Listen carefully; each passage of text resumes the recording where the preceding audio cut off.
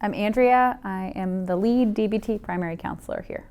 DBT stands for dialectical behavior therapy, and a dialectic is when two things that seem like they're opposing can both be true at the same time. Like, I hate being in treatment and I know I need it.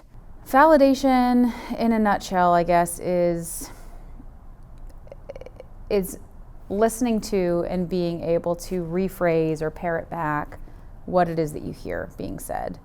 At deeper levels of understanding, you're also identifying how that experience that somebody is sharing with you makes sense based on their history, and how it's also something that you can imagine would be true for you if you were in their situation. The goal of validation is to strengthen relationships, to provide a little bit more depth and understanding, and to make sure that there's more reciprocity in those relationships.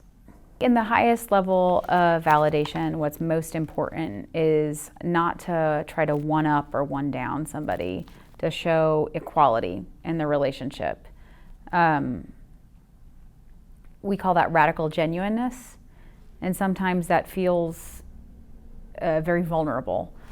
And the goal of any sort of reciprocal, healthy relationship is to have vulnerability and to be willing to be honest. And that means not treating the other person like they're fragile or they're incompetent. It's being able to identify where they are and let them know that they're seen and heard.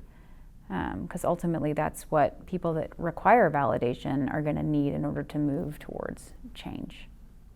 So first level of validation, of course, is just listening, just being willing to hear what it is that your loved one is sharing.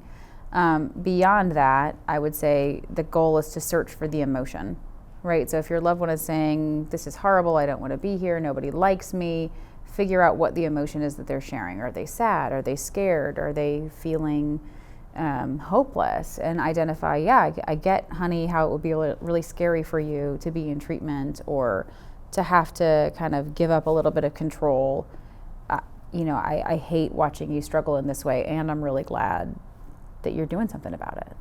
Sort of not really providing a whole lot of attention to the facts as the client themselves sees them as facts, and instead paying attention to the emotion and validating that part or recognizing that part of the truth, because the emotions, they're always going to be true. They're always going to be true for the individual that's expressing them. Validation is not providing reinforcement for things that are not true. Validation is picking out the emotion and recognizing that that part of it is true. Validation is not reinforcing facts that you may or may not be able to co-sign. Oftentimes we get ourselves into trouble if we validate things that are invalid, because then we, most likely again from with the best of intentions, we're validating things that are invalid because we want to show that we care or show that we like or appreciate or trust our loved ones. And if we validate things that are invalid, it's almost like having to live with a lie and having to continue to co-sign that same lie over and over again.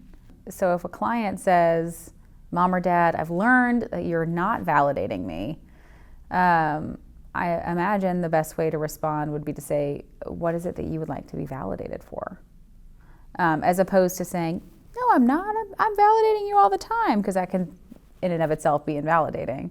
There's something for which the client feels unheard or unseen. And so figuring out what that is and being able to acknowledge that you've heard and or have seen what it is that they're sharing in a way that is true for you and not disingenuous is going to be important at providing validation. The more you're able to validate, the easier it is to move towards change. Right? And if we don't have that validation, change is going to be a really slow process if it comes at all. If we really want to see lasting change in our loved ones, even if we don't like their behaviors, we need to start by validating what's going on with them now, so that we can make it towards the change that they want to see for themselves and that hopefully you want to see for them.